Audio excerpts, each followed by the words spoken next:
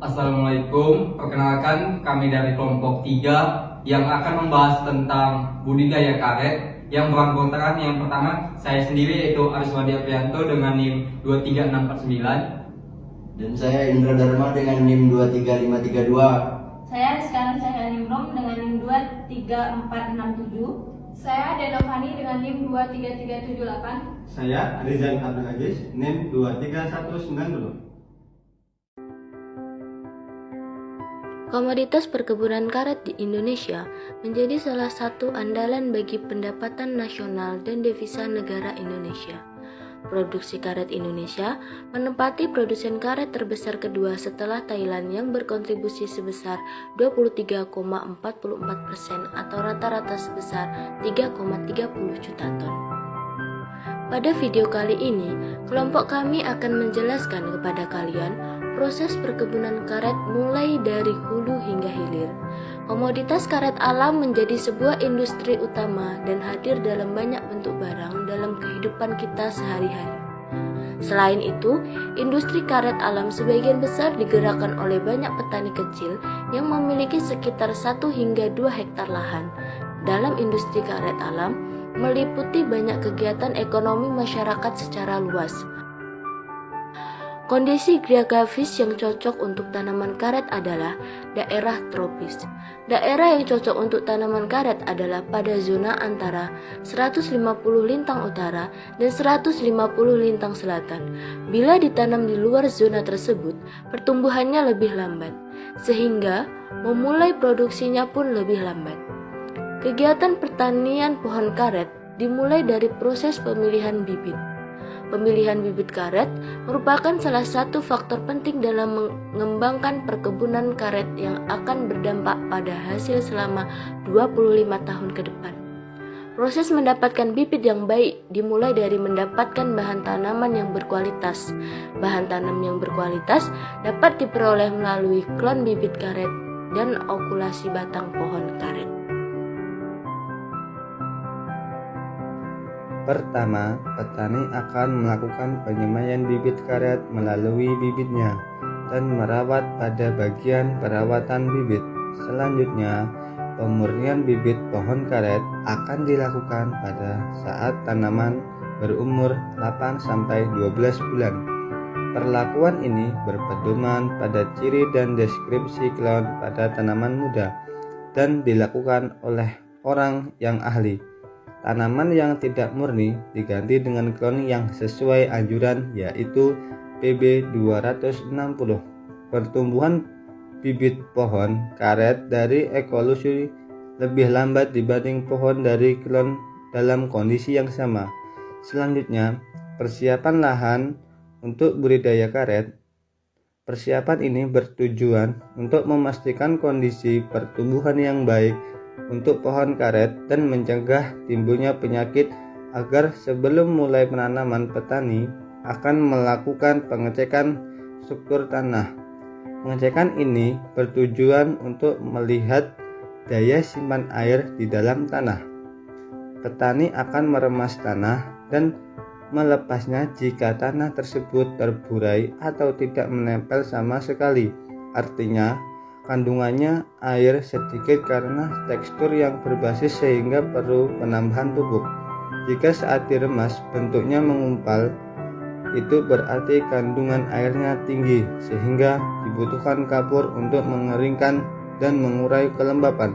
Selanjutnya, jika tanah yang diremas menempel pada telapak tangan, berarti tanah tersebut bagus dan menyimpan air yang cocok untuk karet.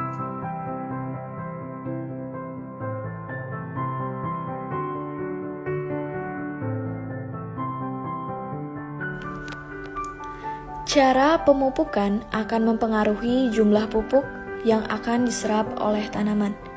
Jadi, memupuk yang baik dengan cara yang pertama, pemupukan secara langsung. Pupuk ditaburkan di sekitar tanaman. Kedua, pupuk dibenamkan di antara barisan karet. 3. Pupuk ditunggal dengan membuat 4 lubang. Biasanya dilakukan untuk tanaman karet yang masih kecil. Interval pemupukan pohon karet diadakan 4 bulan sekali, dan untuk pohon karet tua dilakukan 3 bulan sekali. Sedangkan awal perhitungan pemupukan sebaiknya dilakukan pada awal musim hujan. Setelah memiliki cara dan pemupukan yang baik, hal lain yang perlu diperhatikan oleh petani adalah penyiangan dan pembersihan gulma. Penyiangan gulma ini harus rutin dilakukan sehingga pemupukan tidak sia-sia. Penyiangan dapat dilakukan secara manual menggunakan mesin, atau pengembalaan penyiangan dengan metode-metode ini lebih disarankan daripada menggunakan bahan kimia atau herbisida.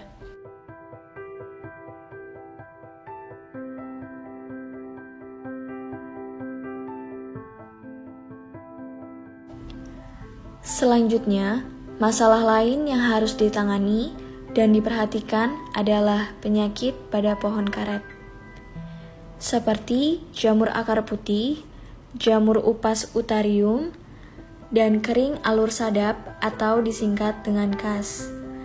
Penyakit-penyakit tersebut dapat menurunkan produksi dan mengakibatkan pohon karet mati jika tidak ditangani.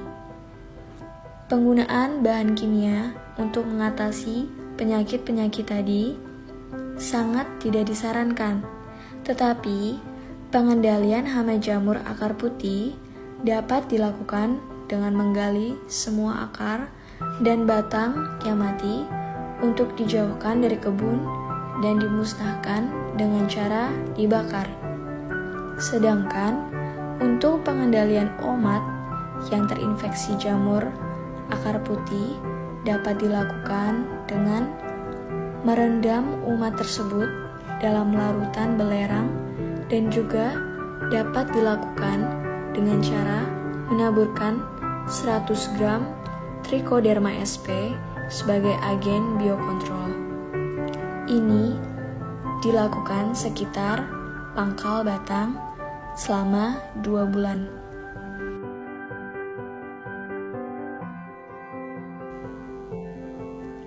Selanjutnya, untuk penanganan hama jamur upas pada bidang sadap yang mengeluarkan cairan warna hitam dan jaringan kulit yang membusuk, petani akan mengoleskan pada daerah yang terinfeksi dengan minyak sawit mentah.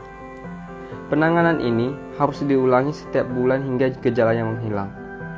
Sebelum melihat proses penyadapan, lapisan batang karet terdiri dari 3 lapisan, yaitu lapisan luar kulit kayu, lapisan tengah kambium, dan lapisan inti kayu. Lapisan luar kulit kayu melindungi pohon dan memiliki ketebalan berkisar 7-8 mm. Pembuluh lateks atau karet terdapat bagian ini. Lapisan tengah, kambium, pohon membawa nutrisi dan air ke daun, dan jika dipotong akan mengganggu perkembangan pohon.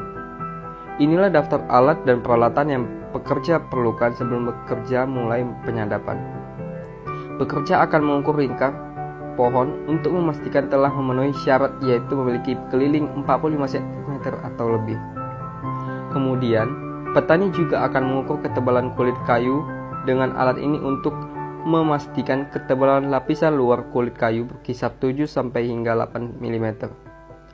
Mengukur lingkar pohon bertujuan untuk merencanakan berapa banyak panel sadap yang dapat ditandai. Untuk pohon yang tumbuh dari lingkaran klon harus diukur 100 cm ke tanah. Untuk pohon yang tidak tumbuh dari klon, lingkaran harus diukur 50 cm dari tanah. Selain itu, penelitian ini juga bergantung pada jenis pohon karet untuk mengukur lingkaran tinggi sadap. Setelah menentukan tinggi sadap, petani akan mulai mengukur arah sadap, kemiringan sadap, dan sudut sadap. Semua pertimbangan ini bertujuan untuk melancarkan aliran lateks alami dan juga menentukan area sadap secara bertingkat dan bergantian. Setelah semua siap, petani akan menggoreskan hingga kedalaman aliran lateks alami dan menempatkan mangkuk sebagai wadah di bawah talang dengan jarak sekitar 15 cm.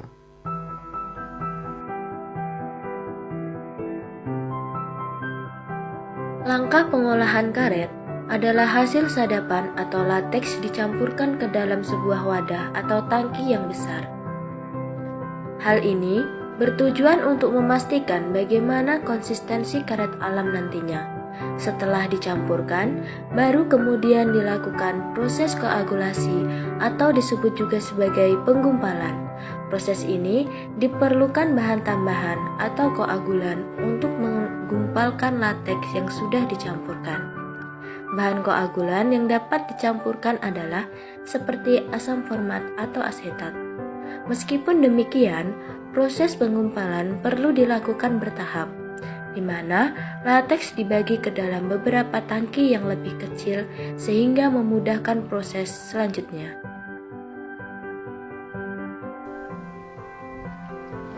Setelah karet menggumpal, tentu diperlukan langkah selanjutnya, yaitu menggiling karet yang sudah dikoagulasi. Penggilingan ini dilakukan untuk menghasilkan lembaran karet dengan ketebalan ukuran yang seragam. Baru setelahnya, lembaran karet pun dikeringkan secara tradisional kepada para penggepul atau mengeringkannya menggunakan mesin. Selain dibuat lembaran, karet juga bisa dibuat dalam bentuk crepe yang lembarannya lebih tebal atau blok karet.